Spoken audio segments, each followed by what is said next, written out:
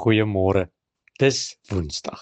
Ons is in die middel van die week en ek hoop jy daarom al in hierdie week ietsie gedoen wat vir jou lekker was en iets gedoen wat vir jou goed was en jouself so 'n bietjie bederf het. 1 Tessalonisense 5 vers 14 sê 'n baie mooi ding. Hy sê: "Praat die kleinmoediges moed in. Help die swakkes. Wees met almal geduldig." Dit praat van bemoediging. Dit praat daarvan om mekaar te bemoedig.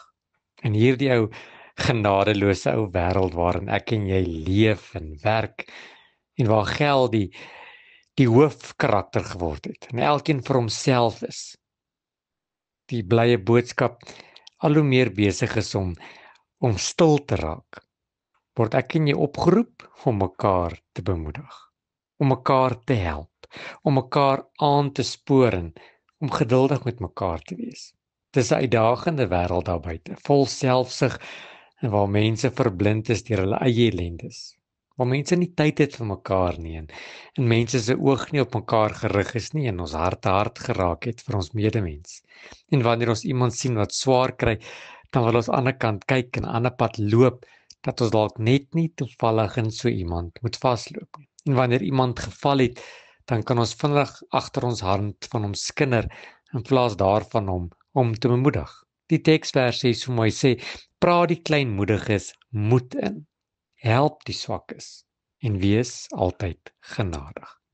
Hierdie hartelose ou wêreld het bemoediging nodig soos nog nooit vantevore nie. Ons het nie meer geld nodig of meer tyd of meer gereedskap of meer energie nodig nie. Ons het bemoedigers nodig. Mense wat langs die pad, die wat geval het, bemoedig. Hoe ver langs die pad is jy bereid om uit te gaan, om van jou koers af te gaan, om mense wat uitgesak het met 'n vriendelike woord en 'n handdruk en 'n spontane glimlag terug te kry? Die Here Jesus het tog so mooi self gesê dat wanneer ons selfs 'n glas water aan die geringstes gee, het ons dit eintlik aan Jesus self gedoen. Jy sien, bemoedigers is soos suurstof vir die siele wat bemoediging nodig het. George Adams het dit reg gesê. En dan gaan hy verder en hy sê: "'n boom wat in 'n groot oop vlakte staan, het geen weerstand teen storms en winde nie. En wanneer die wind kom en die tornado's kom, sal hy daardie boom eers uitdruk.